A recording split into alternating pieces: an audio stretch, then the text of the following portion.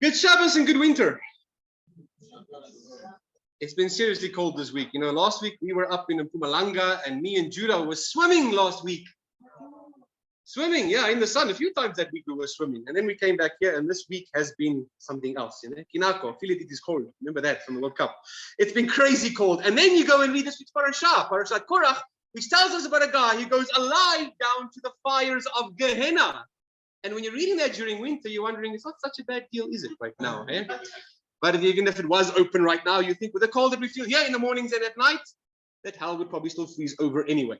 And I am the kind of guy that doesn't mind wearing short sleeves. You know, I think I can, look at me right now. Here I am in short sleeves. I think I can tough it out through winter. But now it's really getting to me because this week I did what many consider to be the cardinal sin of winter, getting a haircut.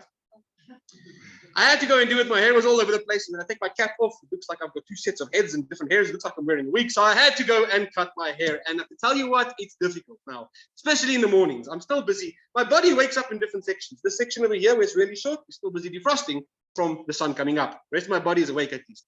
Then I got wondering, what about people who are bold? How difficult must winter be for you guys? I don't know. We'll have to ask John after the service what it's like. He sleeps in a balaclava maybe, or what he does, or how it works. But at least that's a reason for you to wear a kippah. Hey, Baruch Hashem. So it all works out to keep all the steam inside, like before it goes out. So I don't know how you guys are about hairstyles. How many of you consider hairstyles very important? I know Nati comes here every week with a new hairstyle. But I don't know about you guys if it's like a lifelong thing or it's the phase that a person goes through. Because I personally, at school, I was crazy with my hairstyles. For a long period, I had this mohawk that made me look like one of the last of the Mohicans. I had this mohawk that was crazy. My teachers even used to call me cockatiel. They didn't even know my name. That was for 1 year at least. The next year, I was into spikes, and I had this nice formation: 2, 3, 4, 1. Right? Every morning, I would stand there in front of the mirror and put the gel in. And one day, my dad went and bought me Brill cream instead of gel, and it was the end of the world for me as a teenager. What must I do with Brill cream? Do I look like I'm from the movie Grease? Anyway, so I don't time that I was spikes. Other years, I had my hair as crazy as possible just to stand out. So I looked like it was a bird nest. I don't know how many birds I was housing for that year, but it was crazy. Every single year I had a new hairstyle.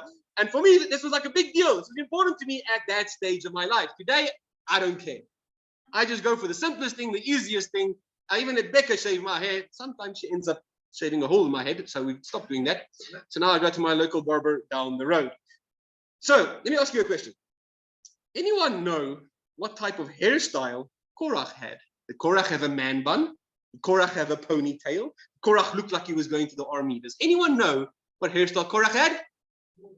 Korach was bold. Korach was bold because that's literally what the name Korach means. The name Korach means bold. We find the word used, Korach, we find it in the story of Elisha. Remember the disciple of Elijah?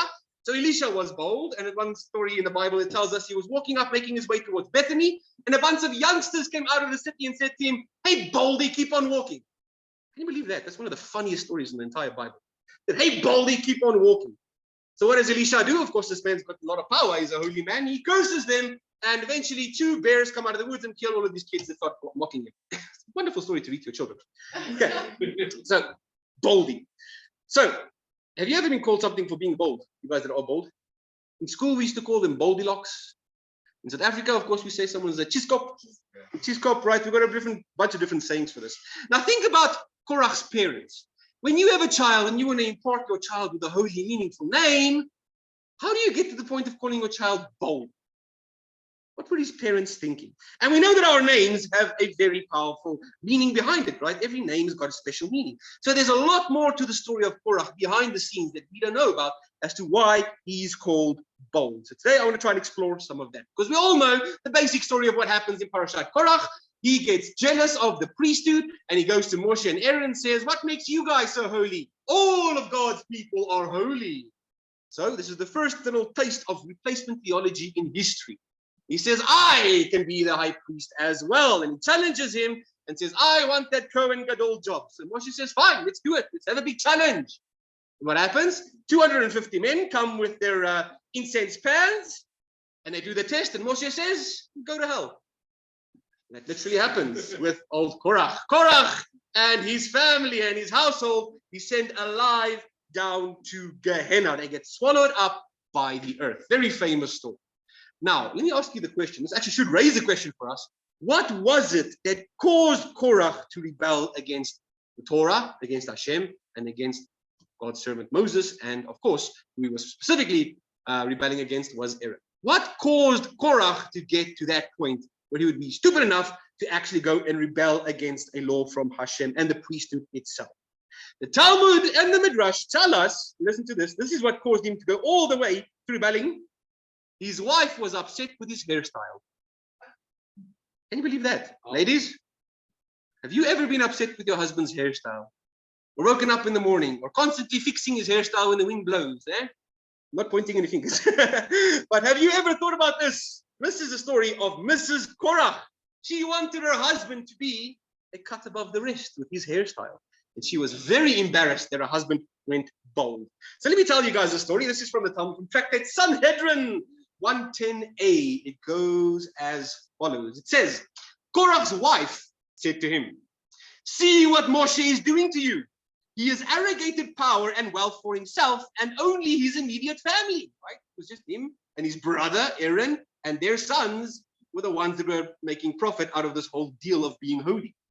She says to him, Moshe himself appointed himself as king. He's also appointed his own brother as high priest, and he has appointed his brother's sons deputies to the high priest. If someone brings their teruma tithing, it comes to be offered, and Moshe says, "It shall be for my nephew, the Cohens." If people come and bring their ma'aser tithing, which you Levites are supposed to take, Moshe says, even you Levites must give a tenth of that ma'aser rishon back to the Kohanim. And furthermore, listen to this, it's a fact that Moshe shaved off all your hair, Korach, and he made a joke out of you, treating you as if you were a piece of dung. Have you ever seen someone's haircut and use this type of language about that? She says, for he had cast his eye upon your hair. Okay, wait a minute. What's going on here? Was Moshe jealous of Korach's hairstyle? Why did Moshe cast his eye upon Korach's hair? Are we having some sort of a fashion battle here between old Moshe and Korach about who's got the better hairdo? Let me give you guys some more information. This is from the Midrash. It gives us a little bit more information about the story. Midrash Rabbah 18, verse 4. It says, the start of this week's parasha, Johan read for us, Vayakach Korach, which means Korach took.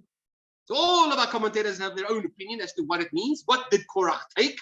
Here's one from the Midrash. The Midrash discusses what Korach took. It says, Korach was dissatisfied with Moses' leadership, and this had been a long-standing problem. What did he take? He took advice from his wicked wife.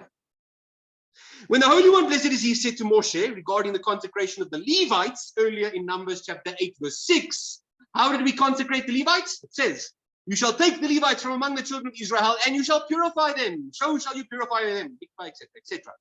And let them pass a razor over their entire flesh, hair, eyebrows, any spot on their body that had hair. They had to shave absolutely everything off. So the Levites looked like this bunch of aliens, like newborn aliens or something. Not a hair on their body. They looked extremely weird. So she says to her husband, Moshe straight away did so to you, Korach. Why? Korach was the very first Levite to be shaved completely clean without a single hair. Because the Levites, the son of Levi, Korach, had 4 sons. There was Amram, who was the oldest son, and his 2 children were Aaron and Moses, right? Since Aaron was not an ordinary Levite, but he was a Cohen, since Aaron was not an ordinary Levite, but he was the Cohen Gadol, he was not shaven. Moshe himself was not shaven either. So Moshe straight away shaved Korach, who was the oldest son of the remaining Levites, the oldest son of Kohath's second son, Itzhar. So before anyone else had to go through this weird process of being shaved completely clean, Korach was number 1. Okay? So Moshe straight away did so to you, Korach. Afterwards, Korach began circulating amongst the Israelites. But in his totally shaven state, they didn't even recognize him anymore. He lost all the reputation he had before. Korach must have had a beautiful hairdo before Moshe came along and shaved him. So his wife said to him, who did this to you? And he said in reply, Moshe did this to me. And not only that, But he took me by the hands and by the feet and started waving me in front of the people. Remember that mitzvah? Aaron had to take every single one of the Levites and wave them as a wave offering for Hashem. So that's why they say Aaron is probably the strongest man in entire Israel, because he could lift all the Levites in one single day. So he says, not only did he embarrass me by shaving off all my hair, but also waving me in front of everyone like I'm a flag or something. And then Moshe said to me, behold, now you are pure. That's what the Torah says. As though I was impure before I even came to him. I was subjected to that bizarre and humiliating ritual of shaving and waving. Have any of you guys gone for a shave and wave? Okay, so that's the story. And this is what his wife brings up, all the story about what happened here. Not only that, it goes on to say, and then after all of this happened to you, Korach, Moshe brought his brother Aaron and bedecked him like a bride. What were the clothes we put on Aaron? These gold and white garments. Aaron looked like royalty. And then he seated him in the tent of meeting. This is what Moshe did to you, and that is what Moshe did to his own brother. Aaron was dressed up beautifully. Aaron was anointed. Now the Psalms talk about Aaron being anointed, the oil dripping down on the head and the beard, Aaron's beard, right? The beautiful sight of Aaron being anointed. And when you look at Korach looks like a plucked chicken. So poor old Korach, this was actually quite a traumatic experience if you think about it. It could be a traumatic experience depending on your point of view. The thing is, when he got home, the Midrash and the Talmud tells us, his wife stoked that fire of jealousy and hatred, saying, how bad you look. Look how good Aaron looks. You look like something the cat dragged in. This is what his wife said to him when he got home after the consecration. Instead of seeing it as something beautiful and something holy, instead, they turned it into something traumatic and embarrassing for him. So let's fast forward to the battle of the incense we find in this week's parasha, right? So Moshe says, fine, if you want to come and challenge, bring your fire pan, and we will see who is going to be the chosen one. Why one? Because the job that they're all applying for here is Kohen Gadol. How many Kohen Gadols can you have in a generation? Supposed to only have one at a time. In fact, it's supposed to be a lifelong service, right? So think about this, the fact that they're challenging for one job. What do we know about offering incense in the Bible? Is it safe or not? It's an extremely dangerous thing. The reason why we need to offer the incense is so that God's holy fire doesn't burn us to a crisp. Okay, look at the story of Nadav and Avihu, Aaron's two sons. They came and brought a strange fire on the incense, and they were killed right there on the spot. It's a very high-risk job, right? They get danger pay for taking on that job. Here comes Korach, not only Korach, but 250 other men saying, we're going to join this challenge, this test, to see which one of us can get the one job. If 250 plus Aaron, 251 men come and challenge each other for one job, that means at the end of it, no matter what, or no matter who the winner is, 250 of them are going to die. How stupid must you be to take that type of risk? These guys were playing Russian roulette with their lives by trying to be the Kohen Gadol. So the question is raised by the Talmud. Why would Korach, who's not a fool, he's not an idiot, why would Korach believe that he would win this challenge and pass the test? More so than any of the other 250 guys that were there also challenging alongside. So here's what the Midrash says. So continuing here from Midrash Rabbah 18, this time from verse 8. Here it says about Korach. What did Korach himself, who was a clever person, see that brought him to this folly, to this realization? The explanation is that his eyes misled him. He saw in the prophecy, Korach was a holy man. He saw in a prophecy, because he was one of the main Levites, this great chain of descendants rising up from him. He first saw the prophet Samuel, who, by the way, is a descendant of Korach. You guys know that. Samuel is a descendant of Korach. He saw in this prophecy the prophet Samuel, who would be equal in importance to Moshe and Aaron, as it states in Psalm 99, verse 6. Moshe and Aaron were among his priests, and Samuel among those who called on God's name. So the psalmist actually puts Samuel on the level of Moshe and Aaron.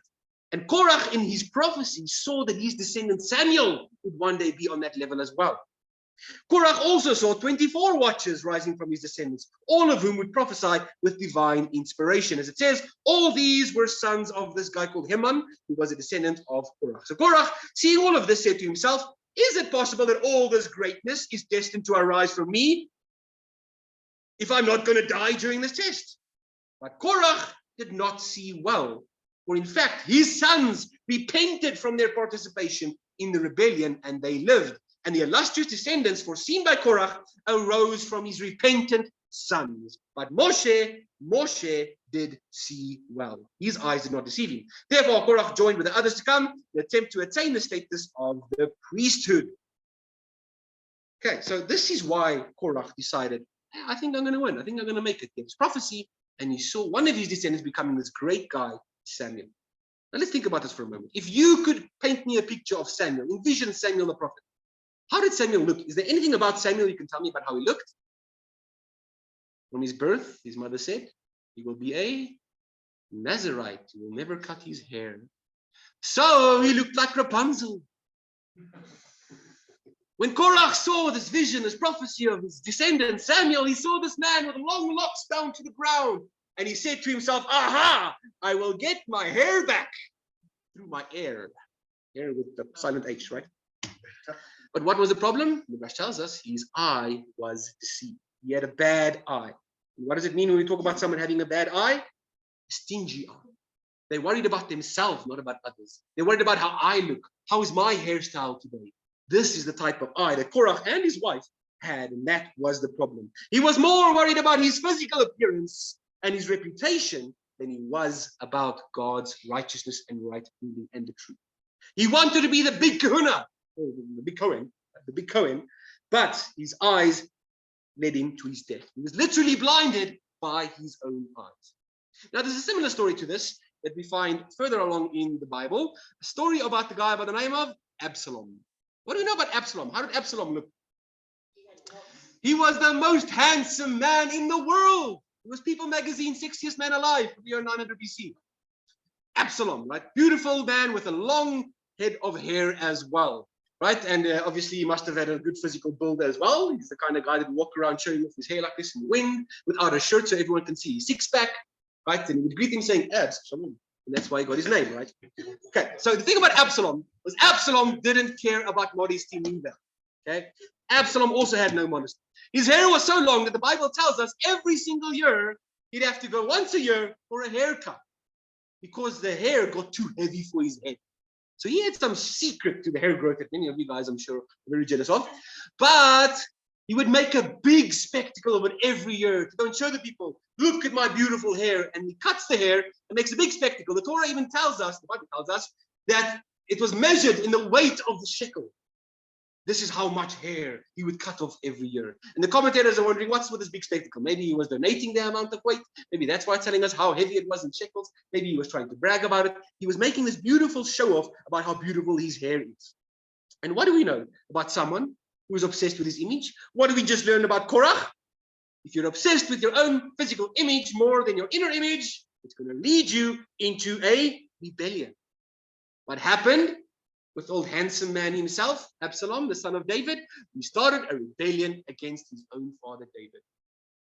And he got people to join him, and he stood there and said, when I am ruler of the land, I will rule in your favor. Trust me. You know, like these pretty boys always give us these promises. They're on TV. They tell you all these wonderful things just because they got good looks and you believe them because something's wrong with them, right? He had that same charisma, that same good looks, and he used that to his advantage to start a rebellion against King David. And King David was chased out of Jerusalem. But eventually King David decided to fight back. And when he fought back, what happened with Absalom? He saw he was losing, jumped on a mule, ran into the forest, and the very beautiful thing he had, that beautiful long locks of hair, is what got caught in the trees, and he was hanging there with no place to go. Eventually Joab came and finished him off. They buried him right there, put a ton of rocks on top of him, and that was the end of Absalom. Isn't that ironic? That the thing that he was most proud of, his beautiful hair and his looks, is the thing that eventually was his downfall. Just like the story of Korah, also led him to start a rebellion. Korach and Absalom, the bold and the beautiful. The story's been written ages ago. Now, these guys are in stark contrast to someone else we find in this week's parasha. We just read about him. His name is On Ben Pelet. You guys know this midrash about him. We've studied this one many times in the past, I believe. His name appears at the start of this week's parasha, in the beginning of the rebellion, with the other guys that are following Korach. There were those two no good doers that we all know about, Datan and Abiram. Plus, it mentions with them was On Ben Pelet. But as the story progresses later on in parasha, it again mentions Datan and Abiram, but this time, this guy's missing in the scene. His name doesn't appear again. So what happened to On Ben Pelet? The rabbis and the midrash tell us that he was able to get out of it. The Talmud tells us that it actually attributes his salvation to his wife's hair. His wife's hair that saved him. Listen to this. You've probably heard this before, by the way, but anyway. Sanhedrin 109b says the following. So here in the Talmud, it's actually comparing the wife of Korach with the wife of On Ben Pelet. It says the following. This is the story of how On Ben Pelet was saved. With regard to On Ben Pelet, his wife saved him. She said to him, "Why are you joining Korach's rebellion? What are you going to gain from it? If this master Moshe is victorious, you're still just going to be a disciple. If the other one is victorious, Korach, you're still going to be his disciple. You don't go up in the ladder in the rank of things at all. Regardless of who prevails, you won't gain any power. Why then do you join Korach against Moses?" So On said to his wife, "You know what, honey? Listen to this, ladies. You're right." Spelling error. He said to his wife, "You are correct. But what shall I do? I took part in their deliberations, and I swore to them that I would join the rebellion when they called me." So she said to him, "I know the entire assembly of Korach. Korach and his followers included. They are holy people. For it is written, the entire assembly of them are holy." So she said to him, "Here's what's going to happen. Turn back, go into the tent, turn back from your dangerous course, or I shall save you." So what did she do? Like a good wife, she gave him so much wine that he became drunk. And then she put him to bed inside their tent. And then she sat in the entrance of their tent. And she did what Rapunzel does. She let down her hair. Every member of Korach's group who came to summon On, her husband, saw her sitting at the entrance of the tent with her hair uncovered. And because it was uncovered, which in those days was a problem with modesty, you can't go and see another man's or wife's hair, right? They were unwilling to encounter the immodest display. So they turned around and they left instead of calling him. Meanwhile, as On was sleeping off his intoxication, Korach's entire assembly was swallowed up by the earth. Thus, his wife's timely action prevented On from joining Korach's rebellion and suffering the conspirators' horrible fate. Saved by a hairbreadth. Amazing. Okay, so in this parasha, it's amazing. We have a few hairy situations that can teach us some lessons. So what are the lessons we learn from all these stories that I just shared with you guys? First of all, we can learn a lesson in modesty, right? I can spend hours preaching about modesty and what Paul says about modesty and head coverings. We're not going to do that today. Don't worry about that, because today we live in a different society than they did in the ancient days. So don't worry about that too much. But there is another lesson of modesty, more than just our clothing, that we can all learn from this lesson. Because look at the way that Korach starts this whole rebellion. Does he need to have a massive spectacle of it? If Korach was truly modest, he would have went to Moses himself and spoken with Moses and said, "Hey, Moshe, what's the deal here? Why is it only your family getting all the jobs?" But instead, what does the Torah tell us? Korach gathered all the people at the gate of the entrance of the tent of meeting so that everyone could see. He made a big spectacle, just like old Absalom when he cut his hair every single year, because he was worried about what people viewed him as, his reputation, his look in front of other people. He was trying to style himself to look good in front of other people. What he should have done is he should have practiced modesty and went privately to Moses himself. That's the first lesson we learned from this parasha. The second one is, find yourself a good spouse. What does the Torah say? What do we call a woman that was created for Adam? An Ezer Kenegdo. What is an Ezer Kenegdo? Opposite helper. Notice that it says opposite. Gentlemen, your wife is supposed to oppose you. This is why we argue all the time. This is how we were created, to oppose each other. Why? Is it good or bad to oppose a person? Could be both. Could be both. We call the story of Korach a machloikis. A machloikis is this struggle or the argument between people. Our sages tell us in the Pirkei Avot as well, there are two types of arguments. It's an argument for the sake of heaven, and there's an argument against the sake of heaven. An argument for the sake of heaven is the argument between Beis Hillel and Beis Shammai. Right? They're always arguing, but they're arguing for a good intent because they want to get to the root of what the mitzvah is.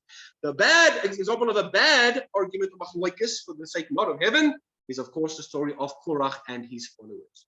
So we're supposed to argue with your spouse non-stop.